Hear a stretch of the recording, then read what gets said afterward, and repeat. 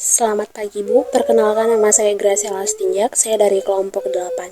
Di sini saya akan membuat tugas video yang Ibu suruh, yaitu dosen pengampu Ibu Melina Sidaputar. Kitab Hosea. Kitab Hosea merupakan salah satu kitab yang termasuk dalam kumpulan kitab nabi-nabi kecil, yang pastinya termasuk kitab pertama nabi kecil yang terdapat dalam kitab Perjanjian Lama di dalam Alkitab Kristen. Tahun penulisan kitab Hosea. Tahun penulisan kitab Hosea ini diperkirakan kurun waktu pada masa pemerintahan Raja Hizkia sebagai penguasa tunggal, yaitu pada tahun 715 sebelum Masehi. Sejarah kitab Hosea. Kitab Hosea ini diyakini ditulis oleh Nabi Hosea sendiri dan ditulis juga oleh para pengikutnya yang kita tidak tahu siapa namanya. Kitab Hosea ini merupakan salah satu kitab yang terdapat dalam Alkitab yang termasuk atau tergolong dalam kitab kenabian kecil. Perkenalkan, nama saya Sika Gabriela Sialagan dari kelompok 8. Kitab Yoel. Yoel adalah salah satu dari ke-12 nabi kecil. Nabi Yoel menulis kitab yang dikenal dengan kitab Yoel yang berisi 70 ayat yang dibagi dalam 3 pasal. Tema besar kitab Yoel adalah hari Tuhan yang besar dan mengagumkan. Nama Yoel hanya disebutkan 2 kali dalam Alkitab, yaitu dalam Yoel 1 ayat 1 dan Kisah Para Rasul 2 ayat 16. Yoel adalah anak laki-laki dari Patuel dalam Yoel 1 ayat 1. Identitas pribadinya hanya diketahui lewat kitabnya. Nama Yoel berarti Tuhan adalah Allah. Pewartaan Yoel berada di antara nubuatan dan apokaliptik. Ajaran-ajaran utama dalam kitab Yoel. Pasal 1, Allah memberikan hukuman melalui tulah belalang. Pasal 2, Allah menghimbau agar umat Allah mau bertobat. Pasal 2 dan 3, Allah memberkati bangsa yang bertobat.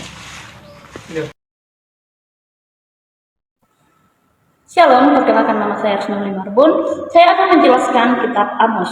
Kitab Amos merupakan salah satu kitab dalam Alkitab, khususnya yang terdapat dalam Perjanjian Lama. Kitab ini terdiri dari 8 bab dan merupakan salah satu kitab nubuat. Amos merupakan seorang peternak atau pengembala yang dipanggil Tuhan untuk menyampaikan pesan nubuat, terutama dalam terkaitnya ketidakadilan sosial yang berada di Israel pada zaman itu.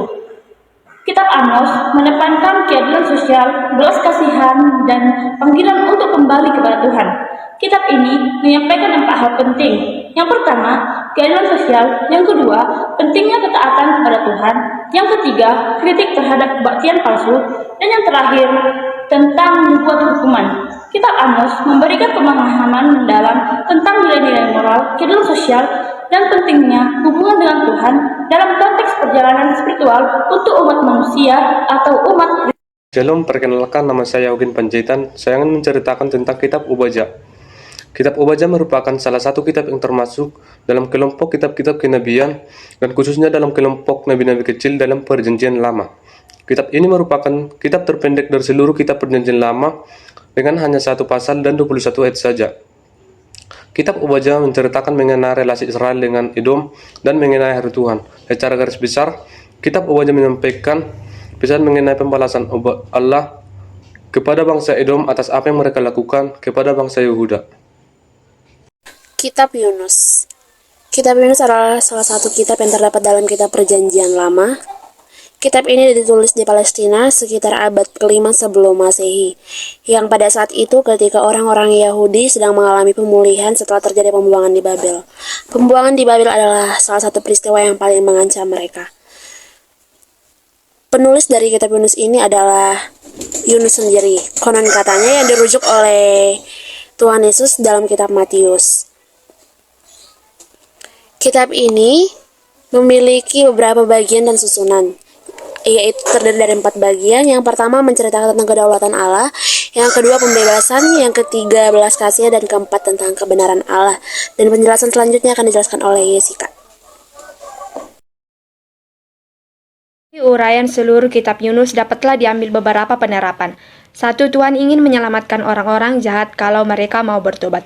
2. Riwayat Nabi Yunus dalam kitab ini menegur orang yang hanya mementingkan suku atau bangsanya sendiri dan tidak mempedulikan suku atau bangsa lain. 3. Manusia tidak dapat lari dari Tuhan apabila Tuhan memberi tugas, maka lebih baik melaksanakannya daripada menolaknya. Kitab Yunus menunjukkan secara jelas bahwa Tuhan itu Maha Kuasa. 8. Saya akan menjelaskan kitab Mika. Kitab Mika atau yang dikenal sebagai Kitab dalam Perjanjian Lama. Kitab ini terdiri dari 7 bab dan dicatat oleh Nabi Mika, seorang Nabi Israel pada abad ke-8 sebelum Masehi. Meskipun kitab ini relatif singkat, beberapa tema mendasar yang dapat diangkat dalam kitab meliputi 1. Hukuman dan pertobatan, 2. Keadilan sosial, 3. Pemulihan dan pengampunan, 4. Keteguhan Tuhan. Pentingnya untuk memahami konteks sejarah dan budaya pada kitab Mika ditulis untuk mendapatkan pemahaman yang lebih baik tentang pesan-pesan dan terkandung dalamnya.